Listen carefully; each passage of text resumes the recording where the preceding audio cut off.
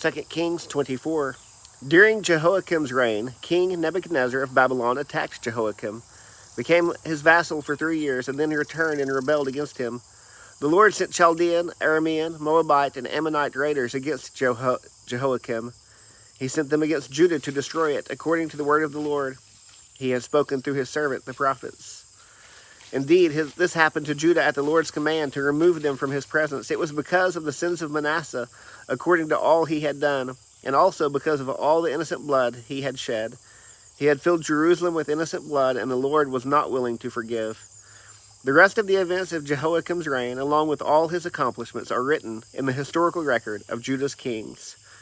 Jehoiakim rested with his fathers, and his son Jehoiachin became king in his place. Now the king of Egypt did not march out of his land again, for the king of Babylon took everything that had belonged to the king of Egypt, from the brook of Egypt to the Euphrates River.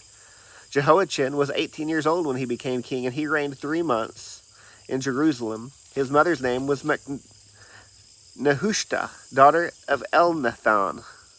She was from Jerusalem. He did what was evil in the Lord's sight, just as his father had done. At that time the servants of King Nebuchadnezzar of Babylon marched up to Jerusalem, and the city came under siege. King Nebuchadnezzar of Babylon came to the city with while his servants were besieging it.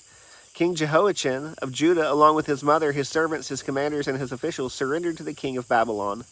So the king of Babylon took him captive in the 8th year of his reign. He also carried off from there all the treasures of the Lord's temple and the treasures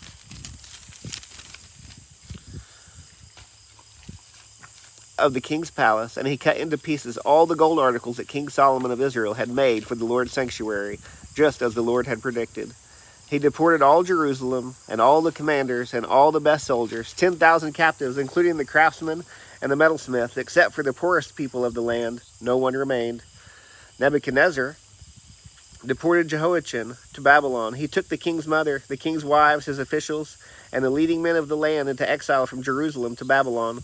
The king of Babylon brought captive into Babylon all 7,000 of the best soldiers, and 1,000 craftsmen and metalsmiths, all strong and fit for war.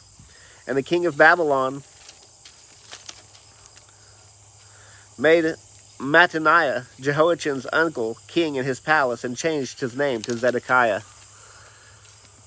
Zedekiah was 21 years old when he became king, and he reigned 11 years in Jerusalem. His mother's name was Hamutal, daughter of Jeremiah. She was from Libnah. Zedekiah did what was evil in the Lord's sight, just as Jehoiakim had done. Because of the Lord's anger, it came to the point in Jerusalem and Judah that he finally banished them from his presence. Then Zedekiah rebelled against the king of Babylon.